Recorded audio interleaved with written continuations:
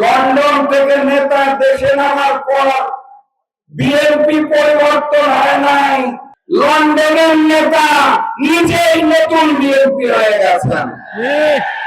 সংগ্রামী সাথী এবং বন্ধুগণ, বিএনপি নামক দলটি যদি রাষ্ট্রীয় ক্ষমতায় আসে, তাহলে যিনি প্রধানমন্ত্রী হবেন জাতীয় নেতা, তার দলের নেতারা তাকে বলে জাতীয় ইমাম, তিনি মঞ্চে দাঁড়িয়ে বলেন গুপ্ত গুপ্ত ওনার মতো একজন জাতীয় নেতার রাজনীতি করব না, এই মুচলেখা দিয়ে লন্ডনে পালিয়ে গিয়েছিলেন, আমরা আমাদের গুপ্ত বলি নাই।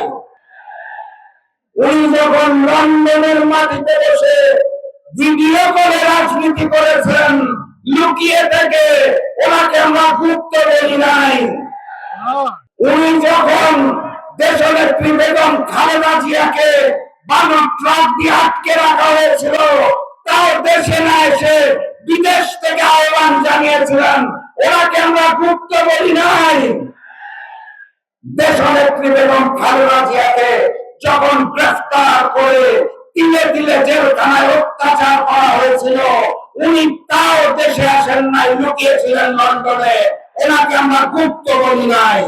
শেখ হাসিনা অগাস্ট মাসের 5 তারিখ পালিয়ে গেলেন, তারপরে উনি দেশে আসতে পারলেন না। 16 মাস সময় লাগলো ওনার দেশের মাটিতে পা দিতে। উনি লন্ডনে বসে বললেন দেশে আসার সিদ্ধান্ত নাকি ওনার একার না, কার কার সিদ্ধান্তে উনি চলেন, কোথায় কোথায় মুচলেখা দিয়ে নিজ মাতৃভূমিতে নামতে হয় সেটাও উনি পরিষ্কার করেন নাই, ওনাকে তো আমরা গুপ্ত বলি নাই। ডিসেম্বর মাসের 25 তারিখ বাংলাদেশের মাটিতে নেমেছেন শুধুমাত্র নির্বাচনে অংশগ্রহণ করার জন্য, দেশপ্রেমের জন্য নয়। ক্ষমতার মসনদকে ভালোবাসেন, যিনি দেশকে ভালোবাসেন না, তিনি প্রমাণ করেছেন। শেখ হাসিনা পালিয়ে যাওয়ার পর এই নিরাপদ বাংলাদেশে আসতো না, 16 মাসের বেশি সময় লাগে, তাও ওনাকে আমরা গুপ্ত বলি নাই। ডিসেম্বর মাসের 25 তারিখ দেশে নেমে উনি বলেছেন আই হ্যাভ আ প্ল্যান। সেই প্ল্যান কি সেটাও খুলে বলতে পারছেন না, গোপন প্ল্যান, তাও আমরা তাকে গুপ্ত বলি নাই। উনি মঞ্চের মধ্যে দাঁড়িয়ে জামাত এবং শিবিরকে উদ্দেশ্য করে বলেন গুপ্ত। আমাদের উচিত ছিল তাকে গুপ্ত বলা, কিন্তু রাজনৈতিক শিষ্টাচারে আমরা একটা জাতীয় মঞ্চ থেকে গুপ্ত বলতে পারি না, এটা জনাব তারেক রহমানকে শিখতে হবে।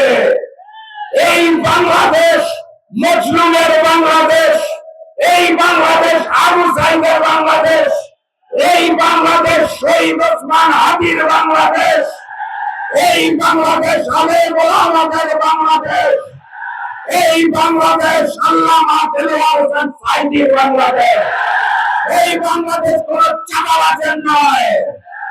এই বাংলাদেশকে আমরা নতুন করে কোন নতুন নব্য সালেমের হাতে তুলে দেব না, দেব না, দেব না। অতএব ফেব্রুয়ারি মাসের 12 তারিখ যুদ্ধটা চালিয়ে যেতে হবে। আজকের এই ময়দানে যেভাবে আমার ভাইরা এবং বোনেরা একসাথে বসে আছেন, মুহাম্মদ সাল্লাল্লাহু আলাইহি সাল্লামের সময় পুরুষ এবং নারী একসাথে যুদ্ধ করত, সেই যুদ্ধ এই নতুন জামানায় চালিয়ে যেতে হবে। 12 তারিখ গণভোটে হাকে জয়যুক্ত করতে হবে। কুষ্টিয়ায় আসন কয়টা? প্রতীকটা কি? 4 আসনেই দাঁড়িপাল্লাকে জয়যুক্ত করতে হবে। ফেব্রুয়ারি মাসের 12 তারিখ কুষ্টিয়ার 4টি আসনে দাঁড়িপাল্লাকে জয়যুক্ত করে আগামী দিনের প্রধানমন্ত্রী মানবিক নেতা ডাক্তার শফিকুর রহমানকে কুষ্টিয়ার 4 আসন উপহার দিতে হবে। আপনারা কি তার জন্য প্রস্তুত আছেন?